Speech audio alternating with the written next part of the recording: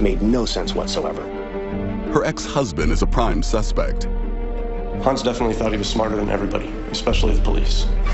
Did he make her disappear, or did she run away? I felt sick. I kept hoping that maybe she was pulling off some big scam. It takes an epic courtroom battle to uncover the truth.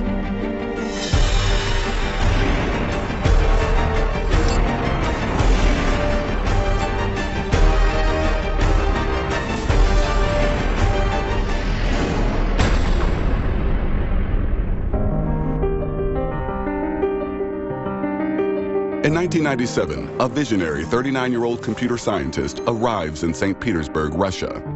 Hans Reiser is looking to outsource programming work for his booming Silicon Valley software company. Hans was a brilliant person in some limited areas. I think that picking up normal social cues, normal sense of humor, he did not have. It was odd. This awkward genius was also in Russia looking for love. One way he tries to find it is through an agency for so-called mail-order brides. It's how he first meets Nina Sharonova, a 24-year-old doctor, in April 1998. Everybody who ever met her always said that she was just the kind of person that would walk into a room and would immediately command your attention. She was a petite woman. She was very pretty. She had a quiet voice. She had a really great laugh. And I really liked her. Within a year, Nina gets pregnant. The couple marries and moves to Oakland, California. They moved here to be together, and they looked like they were in love and looked like they were having fun. By 2003, they have 2 children, 4-year-old Rory and 2-year-old Nayo. But despite outward appearances, their relationship is not a happy one. Hans became jealous of Nina's ability to build friends and build a network outside of himself. Hans wanted Hans to be the only friend that Nina had. Hans is still spending several months at a time in Russia, and it finally takes a toll. During one trip, Nina begins an affair with his best friend. When Hans finds out, the marriage collapses. Nina eventually filed for a divorce and moved out. They fought about everything. They fought over the money, they fought over the children. Even after they split, a bitter custody battle continues for almost 2 years. The main thing that started up this craziness between them was that Hans was addicted to video games. He would play video games for hours on end. That was fine with Nina, but he wanted Rory to be doing that with him. He felt that a boy needs to become a warrior and a hero, and that American boys are cowardly. Bolstered by his belief that he is superior to everyone, Hans constantly belittles and undermines all those involved with the children's care, their school, their doctor, even the judge hearing the custody case. As a result, Nina wins sole custody of both Rory and Nayo. Hans can't even see them without her approval. By the summer of 2006, Hans's company is struggling, and he has moved in with his mother. His life seems to be falling apart, while Nina, free of her antisocial ex-husband, appears to be thriving. She even has a new boyfriend. She was happy with him. He and his children and Nina and her children got along very well. They went on camping trips and spent a lot of time together, and she was really excited about that. In the last week of August 2006, Hans begs Nina to let her children stay with him over the upcoming Labor Day holiday. She reluctantly agrees, but only for part of the 3-day weekend. Sunday, September 3rd. On her way to Hans's house, Nina stops to buy groceries at this supermarket in Berkeley, California. Security cameras capture her with the children at about 1:30 p.m. It will be the last time she is seen in public. Just half an hour later, she disappears. At that point, the only information we had was that Nina went to the house where Hans lived, dropped the children off, and we knew the children were safe because they were with Hans, and Nina had completely vanished. 2 days later, Nina doesn't pick the children up after school. A friend takes them home and calls the Oakland police. The case is assigned to the Missing Persons Bureau, who quickly make it a top priority. People that go missing don't plan for the future. Going to the grocery store, dropping our children off, making plans to go eat with people. They just say goodbye to everybody and they go missing. In this case, Nina was planning for the future, so it was very suspicious. It just didn't make sense that this woman would have just got up and vanished, leaving her kids behind, not knowing what was going to happen to them. Just sort of threw them up in the air and just let them go. It just didn't make any sense. An extensive search for Nina is officially launched. The starting point is the last place she was seen alive, Hans Reiser's house. Could Nina have run away, or is something much more sinister at play? I thought, this is really strange. I hope this isn't a murder case.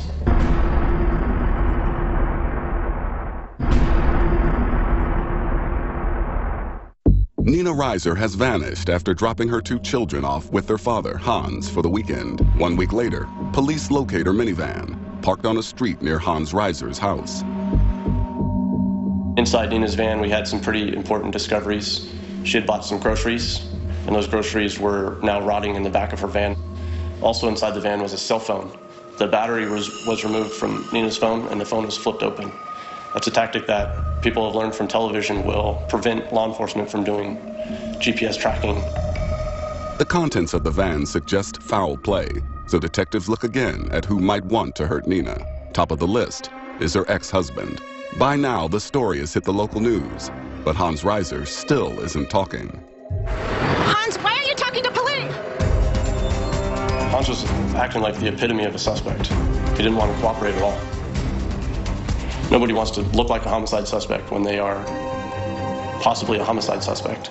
Increasingly concerned that Hans is involved in Nina's disappearance, Gil assigns a surveillance team to watch his every move. They report that, strangely, Hans is driving his mother's car. His own car, a Honda CRX, is missing. Hans also seems to know that he is being followed and employs amateur tactics to shake off the tail. They were telling me that he was entering and exiting the freeway repeatedly, that he was driving into residential neighborhoods. At one point, he went to a local coffee shop and got some coffee and a newspaper and sat there and held a newspaper like he was reading it, but instead was looking up and down the street. Hans essentially changed his entire life after Nina went missing. And absolutely at no time, even though everybody else that knew Nina and loved Nina, and even those that didn't, people that were just concerned, were trying to find Nina, Hans never did anything, ever. Not even a phone call, not a search, nothing to help find the mother of his children. After days of increasingly suspicious behavior, Hans leads the surveillance team straight to a crucial piece of evidence. Ultimately, police officers followed him to his Honda CRX that he had hidden and that we had been looking for. The right front passenger seat was completely missing. It was gone, with the bolts just laying there on the floor. The carpeting was completely covered in water, like somebody had tried to hose out whatever was on that side of the car. Despite Hans's apparent attempt to clean the car, he leaves behind a pile of possessions. There's a sleeping bag stuff sack, and on the stuff sack there was a 1-inch by 3-inch square that had a blood stain on it. Gil gets a warrant for Hans's DNA to see if it matches the blood stain. And 5 weeks after Nina was last seen, the surveillance team arrests Hans Reiser. The arrest includes a routine body search. Police are stunned by what they find. He was wearing a fanny pack at that time. Inside the fanny pack was a passport, about $9,000 in cash.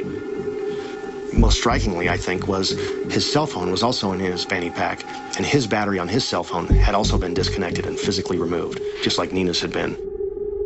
At minimum, the evidence suggests Hans is about to flee the country, but it's hardly a smoking gun. With no solid proof of a crime, and with Hans as uncooperative as ever, Gil is forced to release him. He continued to kind of carry himself as a more intelligent individual than all of us out there.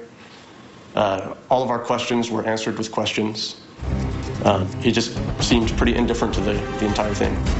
Police regroup and consider the evidence in hand.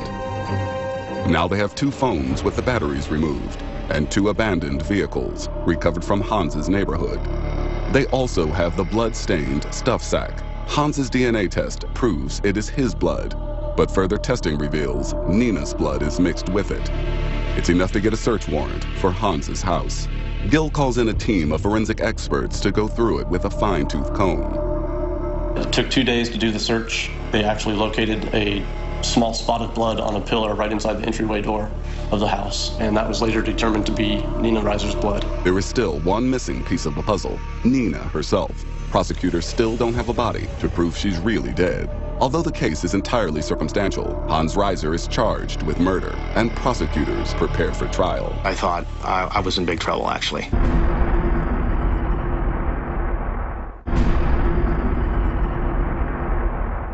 November 7th, 2007, the murder trial of Hans Reiser begins. Detective Gill knows it will be a monumental task to prove he's a killer. I knew that Hans had murdered Nina. I was absolutely convinced. But there's always that, what if the jury doesn't understand the dynamics of the case, or how convoluted the case is, or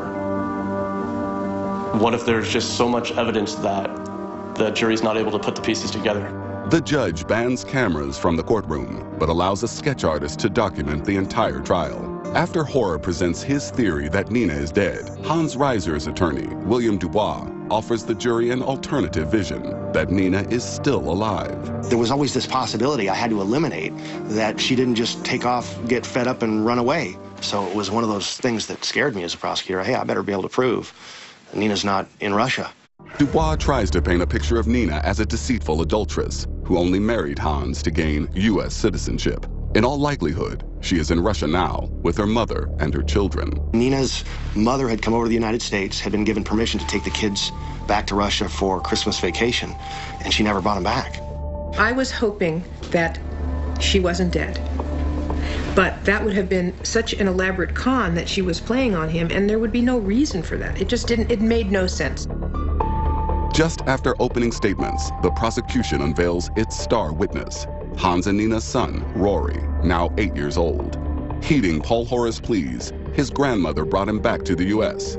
He is the first person to take the stand. His testimony was phenomenal.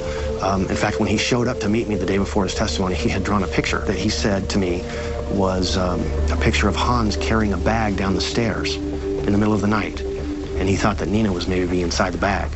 I had asked him at one point, what do you miss about your mother, Rory? And he said, everything. I haven't seen my mom for, a year and a half, and I don't know where she is, and she doesn't call me on my birthdays, and she's gone. I mean, it was just really powerful testimony. For 3 months, District Attorney Hora lays out his case in meticulous detail. He presents a mountain of evidence to suggest Nina is dead. The minivan, the rotting groceries, the bloodstains in Hans' house and car, and the simple fact that no one has seen her in more than a year. He also tells the jury that Hans had strong motive, how his infatuation with Nina turned to hatred, and his outrage over losing control of the children. Nina had sole legal custody, and Hans had no legal custody, which means he was cut out of the loop of making decisions about the health, education, or welfare for his kids. That drove him nuts. I think that's why he killed Nina, because he thought she was going to ruin Rory. But the heart of the prosecution's case is Hans's own extremely suspicious conduct. In the aftermath of Nina's disappearance, he behaved like the very model of a murder suspect. The epic trial drags on into 2008 as the defense presents its own stack of evidence. They claim that Nina embezzled from Hans's software company, where she worked as a part-time bookkeeper. They call witnesses who suggest Nina was poisoning the kids against their father. Above all, they try to show that Hans is no criminal, just a socially inept geek. Almost everybody who knows him testifies that his weird behavior is simply the result of an unorthodox mind and a massive superiority complex. As if to prove that point, Hans ignores the advice of his lawyers and takes the stand himself. He was on the stand for 11 days, just digging his own grave, I think.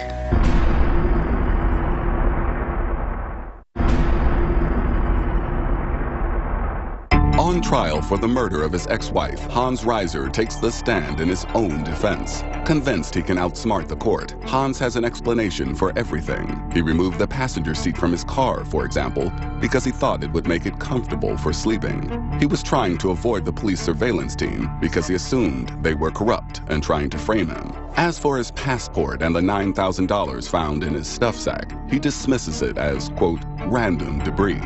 He was on the stand for 11 days, just digging his own grave, I think. Hans gives a seemingly endless stream of rambling, argumentative answers. He contradicts himself over and over, even apologizing at one point for suggesting the police were corrupt. He was a miserable witness. When Hans was finished with direct examination, in other words, when his lawyer was finished questioning him, I knew he was toast. I mean, I knew he had done himself in without me even asking a single question. He was that bad. After nearly 6 months of trial, the case goes to the jury. I think I was pretty stressed out when it went to the jury's hands. I didn't want that guy getting out of jail. I wanted Hans to be locked away forever. On April 28, 2008, after 3 days of jury deliberation, The judge allows cameras into court to hear the verdict. We, the jury, in the above entitled cause, find the defendant, Hans Reiser, guilty of a murder. We, the jury, fix the degree of the above offense as murder of the first degree. I had all sorts of emotions when he was found guilty. I was excited because at that point I had realized that we had done the job that we were supposed to do. But at the same time, I was still disappointed because Nina was still gone. Nina's killer has been convicted, but for Nina's family, there's no closure until her body is found and they can lay her to rest. Right before Hans was going to be sentenced to the first-degree murder verdict, I met with him on the 4th of July in jail with Hans and his lawyer, and we reached an agreement that if you show me where Nina's body is and you waive all your appeal rights, I will agree, with the court's permission, to reduce the murder verdict from a first-degree murder to a second-degree murder. And he agreed. As part of his plea bargain, Hans must also provide a full confession. Hans said that after Nina came over and dropped the kids off, they got into a verbal dispute. And he said Nina looked at me in a way with a smile that I thought was sort of a smirk. And I struck her. And then he choked her to death with his bare hands. On July 7th, 2008, Hans Reiser finally leads Paul Hora and the police to Nina's body. Handcuffed to his lawyer, he takes the search team into dense woodland, less than a mile from his house in the Oakland Hills. Where she was located, we would have never found her. Hans led us through the trails and finally to a location where Nina was. And he said, she's right there. And we started digging, and lo and behold, once we got, about 3 feet deep, inside the hole was Nina, but Nina was in a bag. And that bag was just as Rory had described to me in that picture that he had given me when he came to the United States to testify. It was very chilling for me to see that. The Hans Reiser case was Detective Ryan Gill's first murder investigation, and it proved to be too much. Not long afterward, he decided to leave the Oakland Police Department to work in a smaller, safer community. One of the reasons I left missing persons was that this case just takes a lot out of you. And you start looking at every single missing person like it's the Reiser case. And I think it just stresses you out every time your phone rings. Hans Reiser was sentenced to life in prison for second-degree murder. He will be eligible for parole in the year 2023. He screwed everything up. He could have been doing very well, making money, getting fame and fortune, and he totally screwed up and ruined a lot of lives.